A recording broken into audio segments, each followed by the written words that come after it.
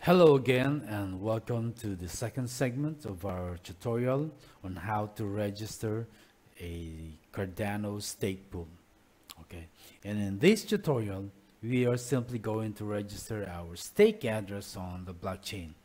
So we are assuming that you have gone through the first part of this tutorial and that you have already generated our stake certificate file, which we need in order for us to register our stake address.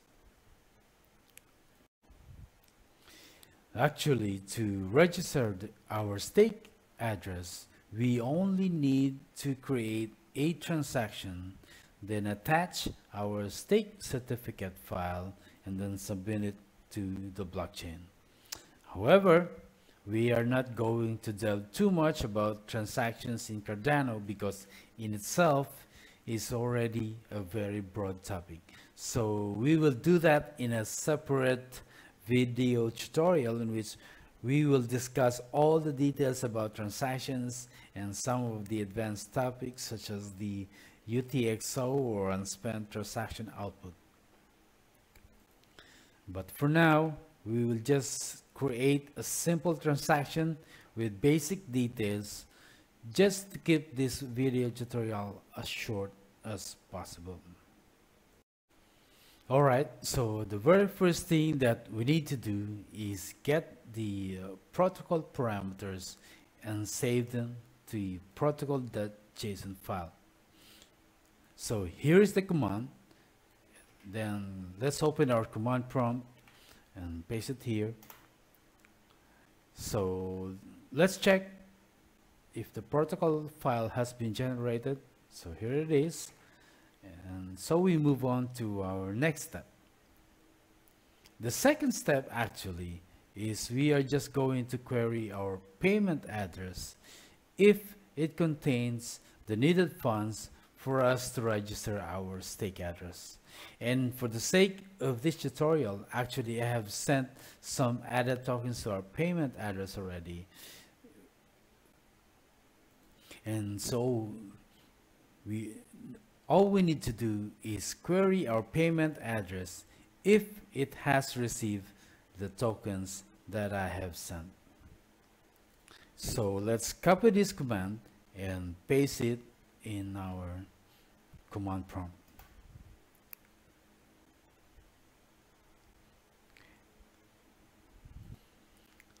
Okay, so it says here that our payment address has 2 transactions so far, one of which contains some 3 million Lovelace, which is equivalent to 3 added tokens, because in Cardano there is 6 decimal places. So 3 million Lovelace is actually 3 added tokens. And the second transaction that we have here contains 5 million Lovelace. Now, actually, I intentionally sent 2 transactions with different amounts because I want to show you, I want to explain to you further in our succeeding steps the difference between these 2 transactions.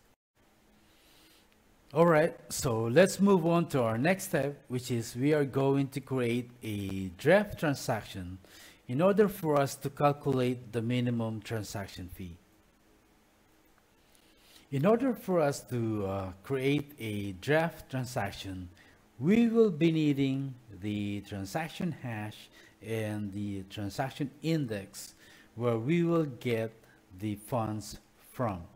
So let's go back to our transaction list that we extracted from our payment address.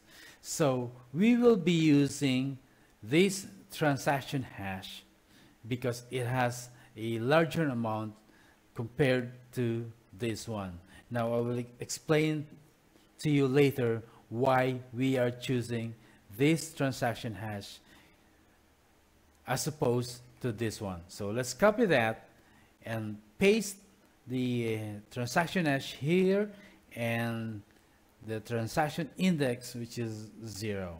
Now let's copy the command and explain it further in the command prompt. Okay, so we are commanding the Cardano CLI to build a draft transaction with the transaction hash and transaction index.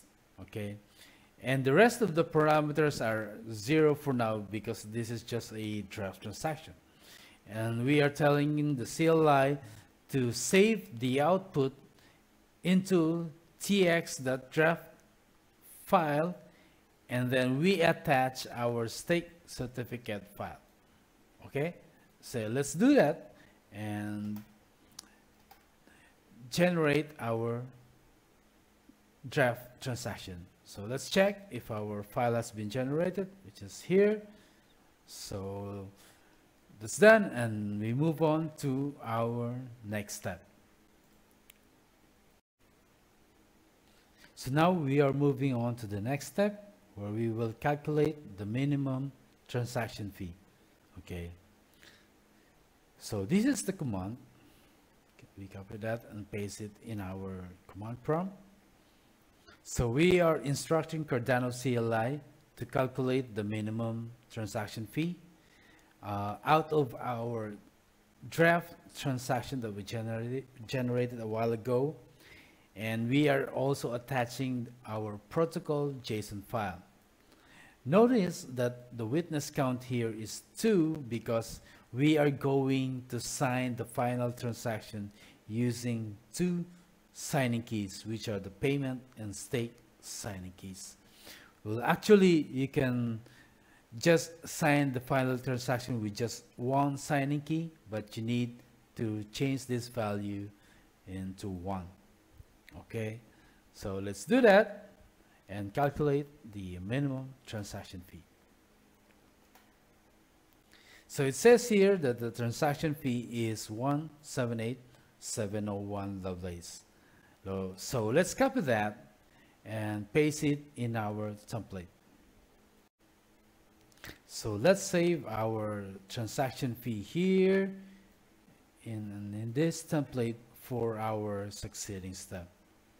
But for now, let's move on to the next step, which is we will determine the TTL, or the time to live, for our transaction to be included in a block. TTL means the number of slots on top of the current slot in the blockchain that our transaction will remain valid. This is the same actually as the term confirmation time in other blockchains. In Cardano, it is called slots. So we are going to determine first the current slot in the blockchain. Then we are going to add 200 on top of that to serve our confirmation time. So let's copy this command and query the blockchain for the current slot in the network. So the current slot is shown as 515,678,84. So let's copy that and paste it in our template. So we are going now to add 200 on top of this. So it becomes 515,680,84. So now we are done with the 5th step. So we move on to the 6th step, which is to build a raw transaction after we calculate the remaining amount or the change. But before we can do that, we first need to determine how much is the deposit amount for us to register our stake address.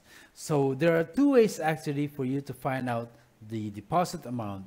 One of which is if we open the protocol.json file that we generated a while ago, it is indicated as stake address deposit, which is 2 million Lovelace. Okay. Now the other way to find out how much is the deposit amount is if we go to the configuration files of Cardano and open the mainnet shell genesis file. It is indicated here as key deposit, which is also 2 million Lovelace. Okay, so now that we have determined the deposit amount, so we just paste it here in order for us to calculate the change. Okay, so how do we calculate the change? First, we need to determine how much is the remaining amount in our payment address. So here is now the explanation why I intentionally sent a couple of transactions with different amounts to our payment address. Okay, in Cardano, every transaction must be attached with at least one added token or 1 million Lovelace. Okay, if it is attached with less than one added token, it is going to be canceled. Okay, so for example, we use this amount with this transaction hash. Okay, so let's say the balance is 3 million Lovelace and we deduct 2 million from it, we get 1 million remaining balance. Okay, now if we deduct the transaction fee, we get 821,000 Lovelace, which is actually is 0.82 added token. So since this is less than one added token, this is going to generate an error once we submit the final transaction to the blockchain. All right. That is why we are going to use this balance instead and with this transaction hash. So let's say we use that amount as our balance. So 5 million less 2 million gives us 3 million as our remaining balance. Now we deduct again our transaction fee, which is 178,701. So we get 2,821,299 as our change. Okay, let's paste it here and make sure to remove all the commas. Okay, so now we are going to paste that in our template. And again, we need to copy both the transaction hash and the transaction index as our input in this command. So let's copy that and paste it in our command prompt. So here we are instructing the CLI to build a raw transaction with this transaction hash and index, and the output is we are sending back this change to our payment address. Okay, and our transaction will remain valid after this slot number and the fee here, and then we are going to save the output to tx.raw file. And then again, we are going to attach our stake certificate in this command. So let's execute that and check if our transaction raw file is generated. So here it is. So that's done. Then we move on to our next step. We are now going to sign the raw transaction with our payment and stake signing keys. Okay, so here is the command. We are going to instruct the CLI to use the raw transaction file and sign it with our payment signing key and our stake signing key, and save the output to tx.sign file. All right, so here is the signed transaction that we just generated. And now the final step is to submit the signed transaction to the blockchain. Let's do that as our final step. Transaction successfully submitted. So congratulations, our stake key or stake address is now registered on the blockchain. However, since it's newly submitted to the blockchain, we still need some confirmation time for that in order to be fully registered on the blockchain.